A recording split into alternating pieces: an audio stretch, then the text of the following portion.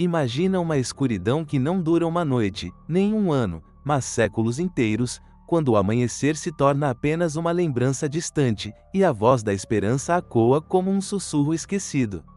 Imagina que Deus permanece em silêncio.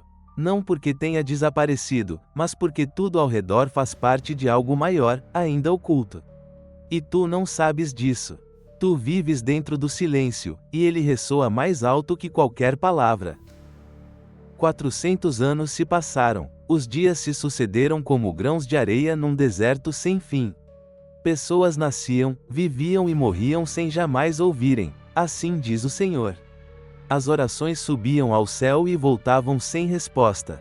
E mães, apertando seus filhos contra o peito, murmuravam com hesitação: Ele prometeu.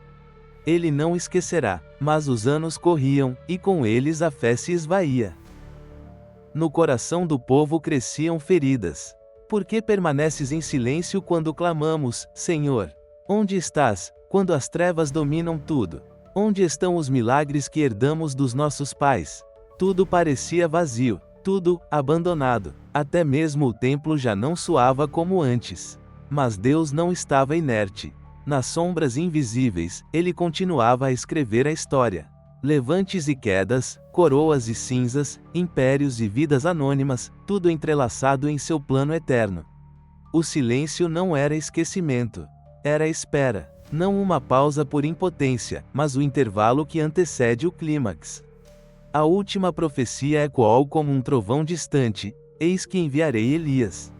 Depois disso, silêncio. Nenhuma nova voz, nenhum sinal, apenas palavras antigas, apenas uma fé sussurrada, cada vez mais frágil, passada de pai para filho, de mãe para filha. O homem se cansou de esperar. Alguns se agarraram à lei como a uma âncora, transformando a fé viva num ritual frio. Outros buscaram respostas na filosofia, tentando achar luz pela razão. Outros simplesmente desistiram e concluíram: Deus nos esqueceu. Pois a provação mais cruel não é a dor, nem a guerra, é o silêncio do céu. Mas foi nesse silêncio que amadureceu o maior dos mistérios. Quando as trevas chegaram ao limite, quando o homem reconheceu sua incapacidade de se salvar, Deus falou. Não com trovões, nem com tempestades, nem com fogo, mas com o choro de um recém-nascido. Aquele que sustenta o mundo deitou-se sobre palha. Aquele que os céus não podem conter, tornou-se carne. A onipotência veio disfarçada de fragilidade. E se hoje tu não ouves resposta? Se oras, e o que recebes é silêncio? Se o coração grita, Senhor, também te esqueceste de mim? Lembra-te, o silêncio não é abandono. Não é o fim, é preparação. É a mão invisível de Deus tecendo a tua história, mesmo quando tu pensas que tudo parou. Não desistas, não deixes de orar, porque um dia, o silêncio se romperá em luz, e tu entenderás, ele esteve contigo o tempo todo. E tudo o que parecia silêncio era, na verdade, o som suave da eternidade se aproximando do teu coração. Tente imaginar a fé esticada como uma corda durante 4 séculos de silêncio. Imagine como as eras mudam, impérios surgem e desaparecem, exércitos pisoteiam a terra um após o outro, línguas se entrelaçam, hinos de povos estrangeiros ressoam nas ruas sagradas, e o céu permanece silencioso. Nem a voz de um profeta, nem o fogo que arde, nem uma palavra capaz de incendiar corações. Apenas o eco distante do antigo, assim diz o Senhor. Mas agora ele soa mais na memória do que na realidade. O que significa viver no intervalo entre o último suspiro da profecia e o primeiro choro do menino nascido numa manjedoura? O que significa guardar a aliança, quando o próprio silêncio soa mais alto do que jamais soaram os milagres? Cada turbulência política trazia uma fagulha de esperança e uma onda de terror, mas o céu permanecia imóvel.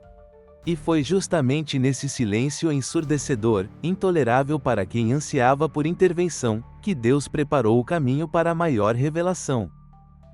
O povo, disperso por terras estrangeiras, ousou o impossível, transferir as palavras da aliança para a língua do império. O grego, legado de Alexandre, o Grande, tornou-se o vaso da antiga verdade. A tradução da Torá para a língua do mundo, A Septuaginta não foi apenas um texto, tornou-se uma ponte lançada para aqueles que não conheciam Moisés, não ouviram falar da Páscoa, e jamais estiveram aos pés do Sinai. Os escribas, curvados sobre os pergaminhos, não sabiam que talhavam as palavras com que, um dia, os apóstolos falariam do Logos que se fez carne. Mas os corações ardiam em expectativa. Jovens, criados na chama das histórias proféticas, jejuavam, clamavam ao céu, buscavam o rosto de Deus, e só recebiam o silêncio. Alguns começaram a duvidar das promessas, outros mergulharam na lei como numa fortaleza. Com medo de desobedecer à vontade divina, os fariseus ergueram ao redor dos mandamentos uma barreira intransponível. E havia quem escolhesse o caminho do cálculo. Se os milagres cessaram, a fé deveria tornar-se terrestre, sóbria, diplomática. Assim surgiram os saduceus, para quem a ressurreição era um mito, e o principal era manter o poder e preservar a aliança com Roma. Enquanto isso, pela terra da dispersão, nasciam sinagogas, ilhas de luz no mar da idolatria. Todo sábado, os rolos da Torá eram desenrolados, os salmos cantados, e, silenciosamente, teimosamente, quase na beira do esquecimento, ressoava a promessa: virá o profeta. Mães sussurravam isso ao pé dos berços das crianças, anciãos repetiam no exílio, e cada menino crescia com o pensamento: talvez seja ele, talvez nos seus dias a palavra se cumpra. Mas as trevas se adensaram ainda mais, quando Antíoco Epifânio tentou apagar a fronteira entre Judéia e o paganismo. A lei foi declarada fora da lei. O sábado tornou-se crime. A circuncisão, desafio à autoridade. O templo foi profanado. No altar ofereceram um porco, e no Santo dos Santos ergueram uma estátua de Zeus.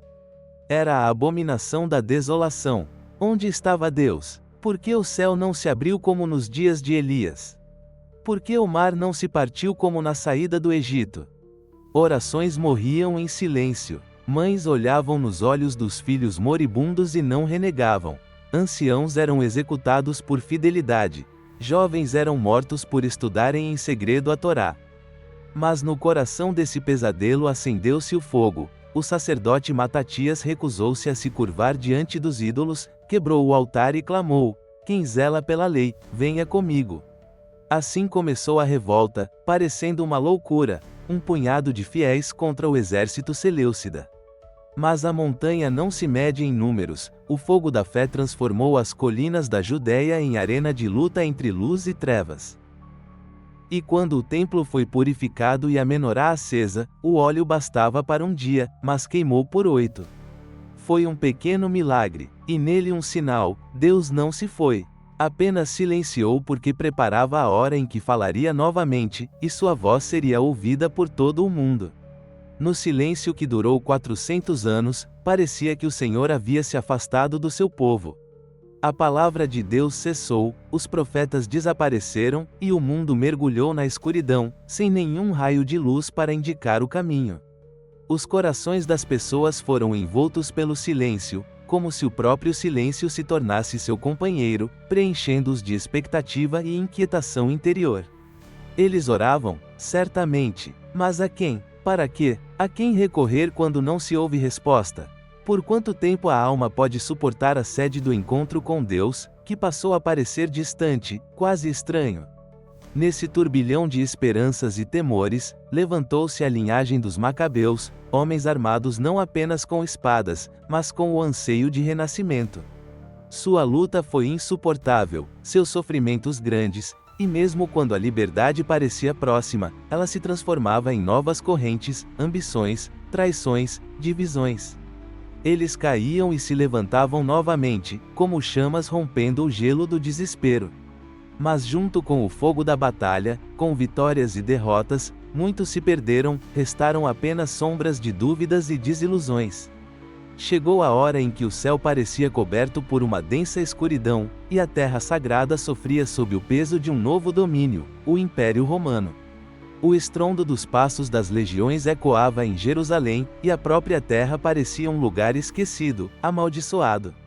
Herodes, o Grande, ergueu um templo, uma construção grandiosa, cujas paredes não conseguiam esconder o sangue e o medo que dominavam as almas do povo. Seu poder era frio, e seu governo, cruel e mentiroso. Em um mundo onde o brilho do ouro escondia a mentira, a esperança parecia o último punho cerrado.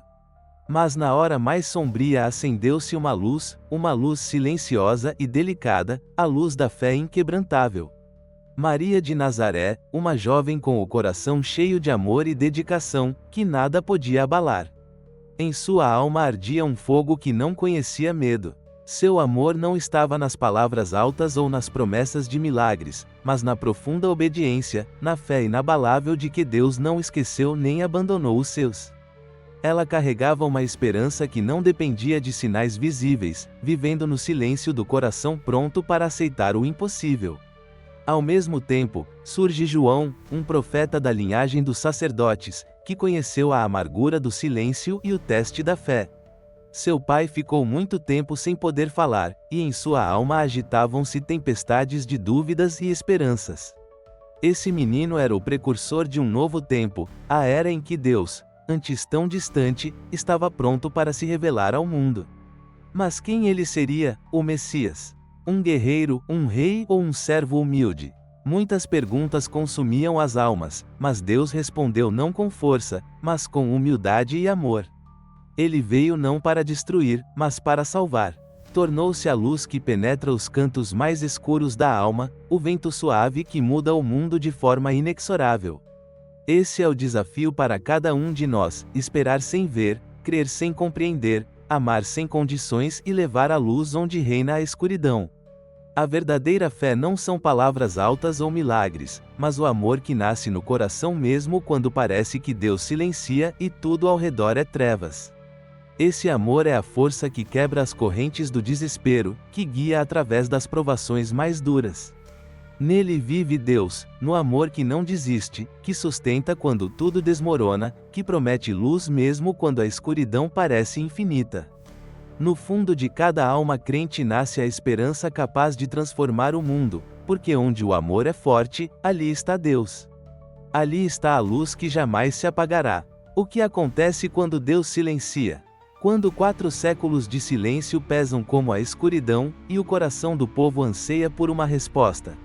Surge um vazio, um vácuo espiritual, cheio de sofrimento e espera.